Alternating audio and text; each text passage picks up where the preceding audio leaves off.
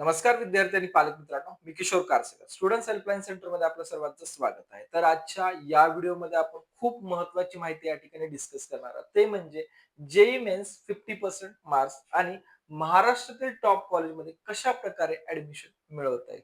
एकंदरीत जेईई वरून आपण ऍडमिशन ज्यावेळेस घेतो त्यावेळेस विद्यार्थी आणि पालकांना एक नाही बरेच असे या ठिकाणी प्रश्न पडले होते आणि या प्रत्येक प्रश्नाचा आन्सर मी या व्हिडिओच्या माध्यमातून देण्याचा प्रयत्न करणार आहोत. एकंदरीत आपण असंही कन्सिडर करायला हरकत नाही की जेही सध्याचा आपण या ठिकाणी व्हिडिओ पाहतायत यामध्ये एक प्रकारे आपण क्वेश्चन आणि आन्सर हे या ठिकाणी घेणार आहेत आणि हे क्वेश्चन आणि आन्सर जे आपण विचार करतो हे विद्यार्थी ज्यावेळेस आपल्याकडे जोसा काउन्सिलिंग साठी पार्टिसिपेट होण्यासाठी आले होते त्यावेळेस हे पडलेले प्रश्न विद्यार्थ्यांना दिसून आले.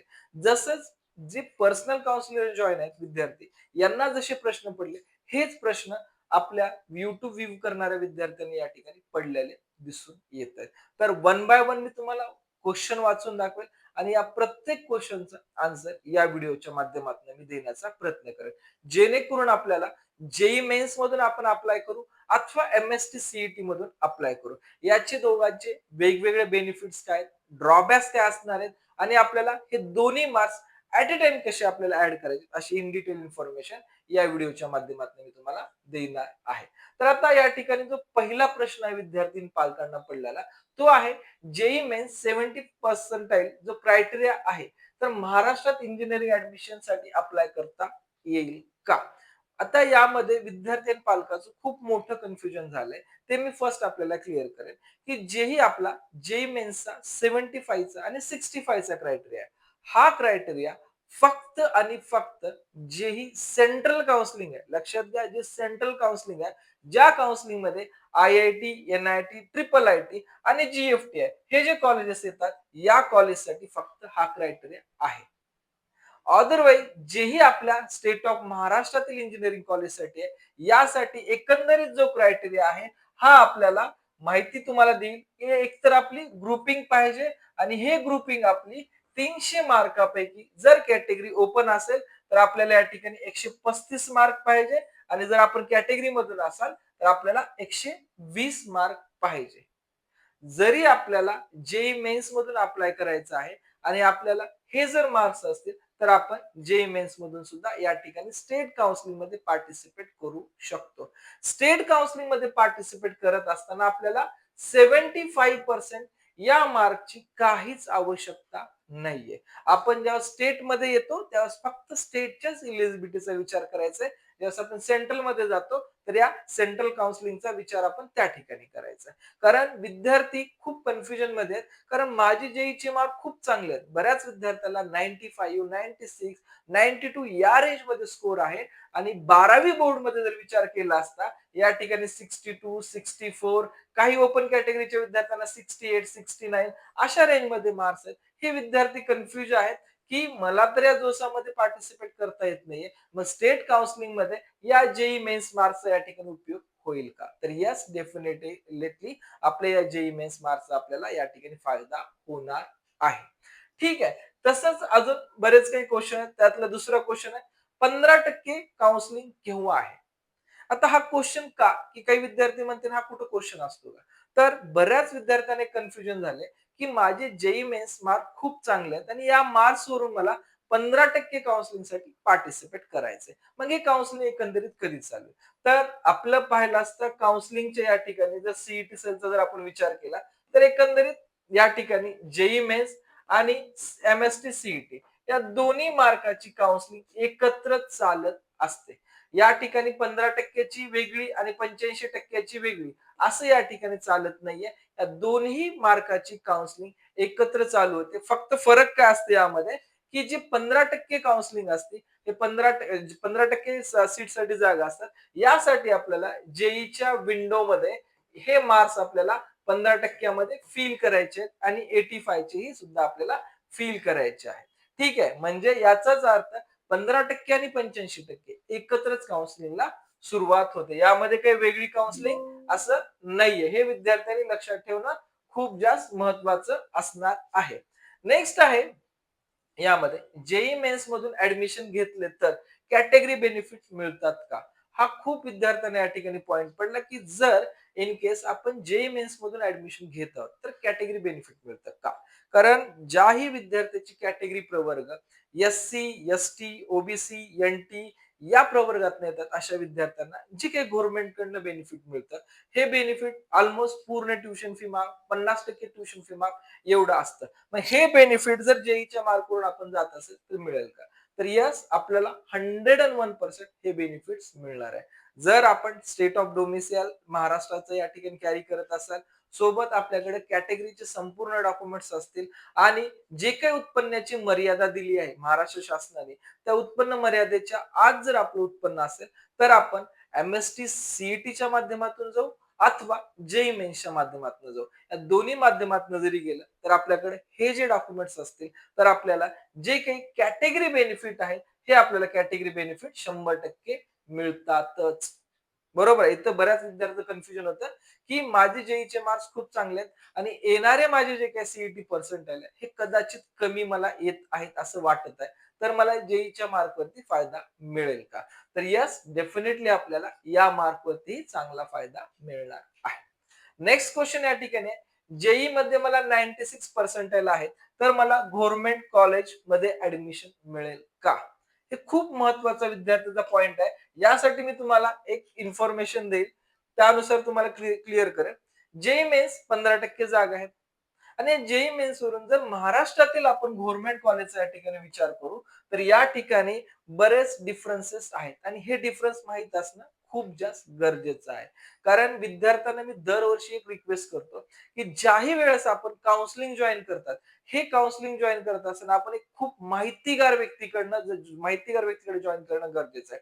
कारण जो गव्हर्नमेंटचे rules regulation as per side अनुसार ऍज पर रूल्स अनुसार चालत असेल त्याच्याकडे जॉईन करा. फक्त बोलणाऱ्या काउन्सिलरकडे किंवा कमी फीस आहे या अकॉर्डिंग आपण जॉईन नका करू.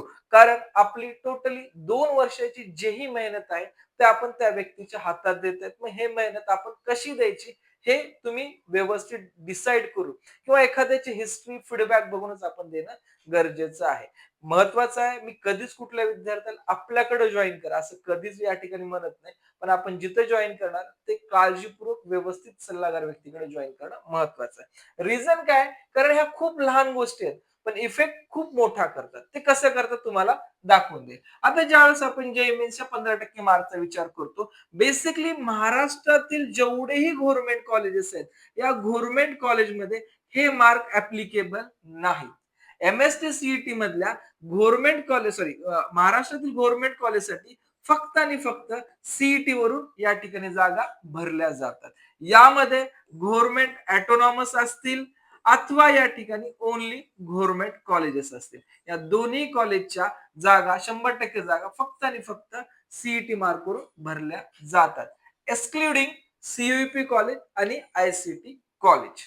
या दोन कॉलेज जर सोडल्या तर बाकी महाराष्ट्रातील व्हिजिटे असेल, वालचंद सांगली असेल, गव्हर्नमेंट कॉलेज कराड असेल, नांदेड असेल, त्या ठिकाणी लातूर असेल, जळगाव असेल, नागपूर असेल, एवढे जेही गव्हर्नमेंट कॉलेजेस आहेत या सर्वांच्या जागा फक्त आणि फक्त एमएससीईटी मार्क्स वरून भरल्या जातात. महाराष्ट्रातील फक्त असे दोन कॉलेज आहेत, सीयूपी कॉलेज आणि आयसीटी कॉलेज. याच दोन कॉलेजच्या 15% जागा जेईई मेन्स मधून भरल्या जात असतात. त्याच्यामुळे जर आपण जेईई मेन्स मार्क करून गव्हर्नमेंट कॉलेजचा विचार करत असाल तर आपण फक्त या दोन कॉलेजचा विचार करू शकतो. अदरवाईज आपल्याला टोटली प्रायव्हेट ऑटोनॉमस आणि प्रायव्हेट कॉलेजचाच विचार करावा लागेल आणि याच कॉलेजमध्ये आपल्याला जर 100% सीट असतील तर यामध्ये डिवायडेशन केलं जातं. 85% जागा एमएसटी सीईटी अकॉर्डिंग या ठिकाणी मिळतात आणि जे काही 15% जागा या जेईई मेन्स मार्क करून आपल्याला मिळत असतात. हे खूप इम्पॉर्टंट आहे आणि तुम्ही काळजीपूर्वक लक्षात राहू द्या. हे आपल्या काउन्सिलिंगचा एक स्टेप आहे किंवा टप्पा आहे. ज्याही वेळेस आपण सीईटी सेलवर रजिस्ट्रेशन करू तर या गोष्टी युटिलाइज करणं खूप जास्त महत्वाचं असणार आहे. नेक्स्ट तुम्हाला या ठिकाणी जो क्वेश्चन आहे त्याबद्दल आपण माहिती घेऊया. जेईई मेन्स वरून कोणकोणत्या कॉलेजमध्ये ऍडमिशन मिळेल? जसे की आता मी क्लिअर केलं की फक्त आपल्याला जेईई मेन्स मधून महाराष्ट्रातील गव्हर्नमेंट आणि गव्हर्नमेंट ऑटोनॉमस सीयूपी आणि आयसीटी सोडून या कॉलेजेस मध्ये आपल्याला दोन जर कॉलेज सोडले तर बाकीच्या कुठल्याच कॉलेजमध्ये आपल्याला गव्हर्नमेंट आणि गव्हर्नमेंट ऑटोनॉमस मध्ये ऍडमिशन मिळणार नाहीये. बाकीचे महाराष्ट्रातील जेवढेही प्रायव्हेट आणि प्रायव्हेट ऑटोनॉमस आहेत या सर्व कॉलेजमध्ये आपल्याला ऍडमिशन मिळू शकतं. नेक्स्ट आहे जेई मेन्स आणि एमएसटी सीईटी रँक वेगवेगळे असतात का? खूप महत्वाचा पॉइंट आहे. जर आपण एमएससीईटी आणि जेई चा जर विचार केला तर यामध्ये दोन्हीचेही डिफरंट डिफरंट आपल्याला रँक येतात आणि दोन्ही रँक्स आपल्याला यूज सुद्धा करता येतात किंवा आपण युटिलाइज सुद्धा या ठिकाणी करू शकतो. ते तुम्हाला कशा पद्धतीने करायचं याबद्दल मी तुम्हाला माहिती देईल. आता यामध्ये ज्यावेळेस आपण जेई मेन्सचा या ठिकाणी विचार करतो आणि सीईटीचा विचार करतो तर महत्वाचं आहे ज्यावेळेस आपलं रजिस्ट्रेशन या ठिकाणी सुरुवात असतं रजिस्ट्रेशनच्या वेळेस आपल्याला विचारलं जातं की तुम्ही एमएसटी सीईटी एक्झामिनेशन दिली आहे का? जर आपण या ठिकाणी दोन ऑप्शन्स असतात यस और नो.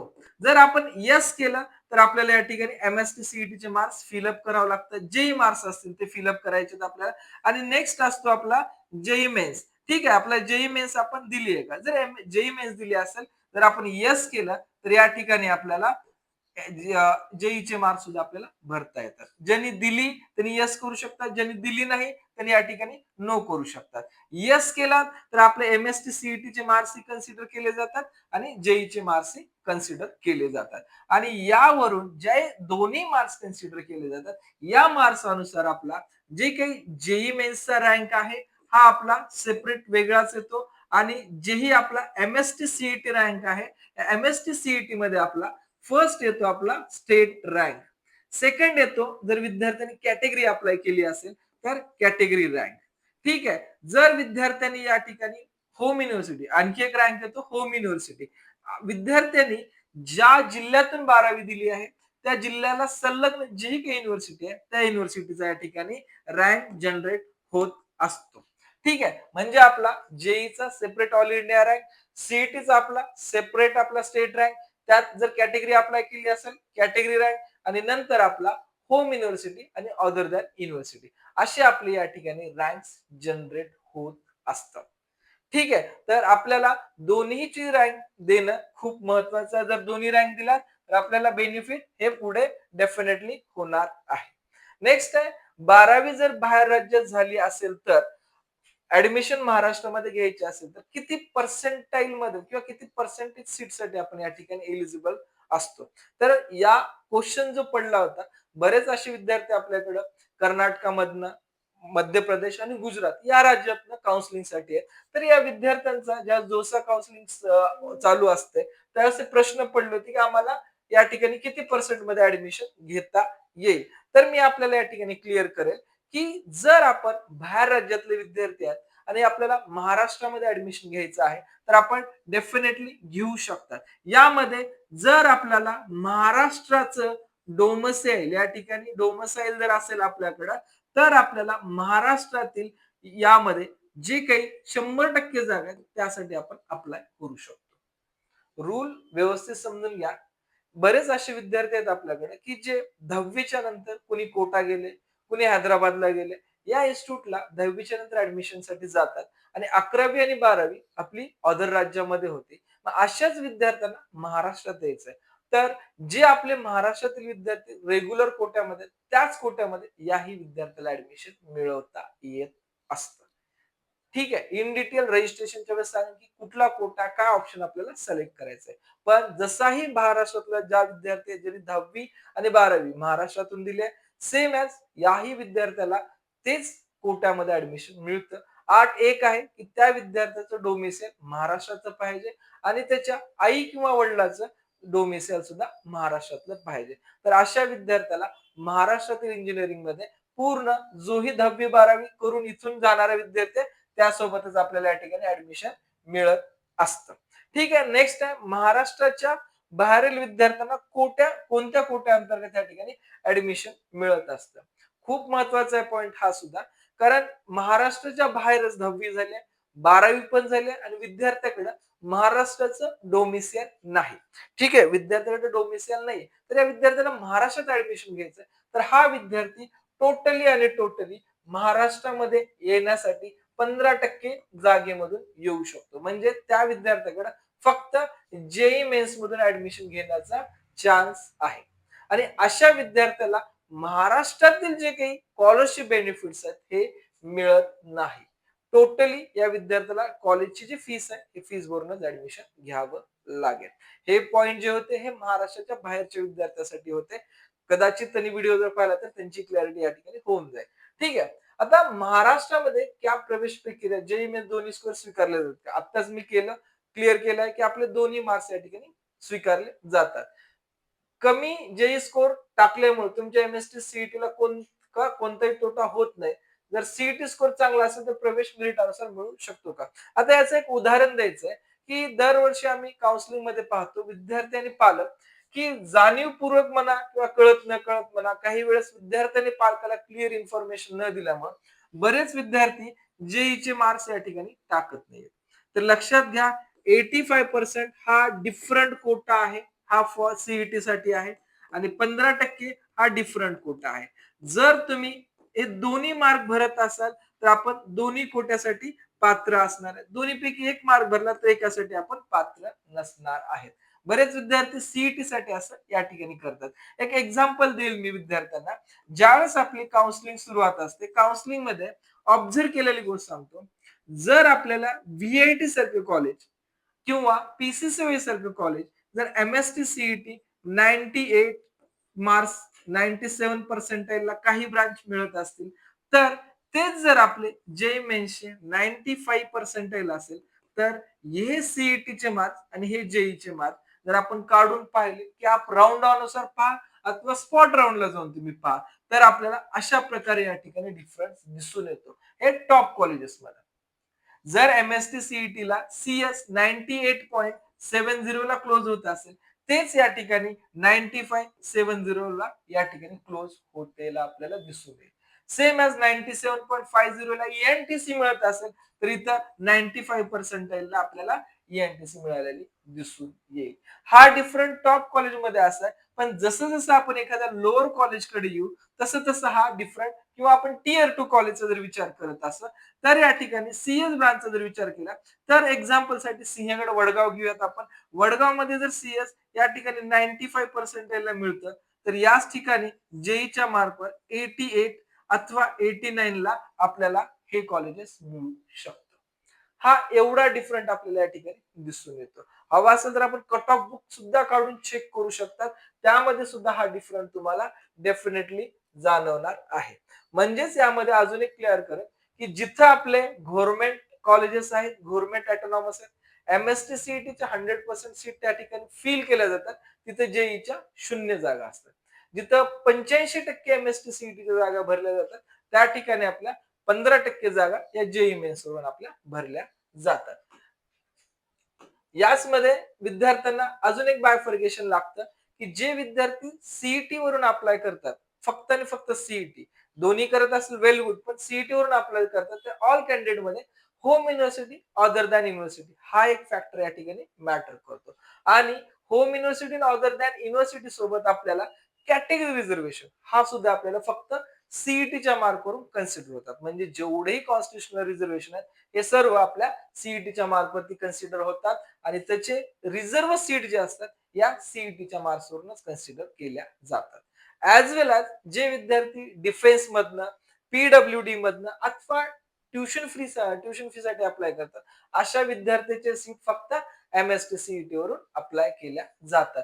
ऑल इंडिया मधून या सीट रिझर्वेशन आणि या गोष्टी मिळत नाही. शेवटचा पॉइंट आहे जर आपल्याला आम्ही जे देतोय इन्फॉर्मेशन हे आवडत असेल या इन्फॉर्मेशन ऑथेंटिक वाटत असतील आणि आपल्याला आमच्या काउन्सिलिंगचा काही बेनिफिट जर मिळत असेल किंवा व्हिडिओचा बेनिफिट मिळत असेल तर आपले जेही या ठिकाणी काउन्सिलिंगचे पॅकेज तुम्हाला स्क्रीनवरती दिले आहेत. आणि दुसरी गोष्ट ज्याही विद्यार्थ्यांना आतापर्यंत जे काही मी government college government autonomous private college university department असं पूर्ण कॉलेज बाय फॉरगेट करून category wise branch wise cut off सहित कॉलेजच्या इयर ऑफ इस्टॅब्लिश सहित अजून सर्वात महत्वाचा पॉइंट आहे जे काही नवीन ब्रांचेस आहेत कॉलेजच्या त्यांच्या इयर ऑफ इस्टॅब्लिश सहित पूर्ण आपण एक हँडबुक 2013 पासून विद्यार्थ्यांना देत असतो.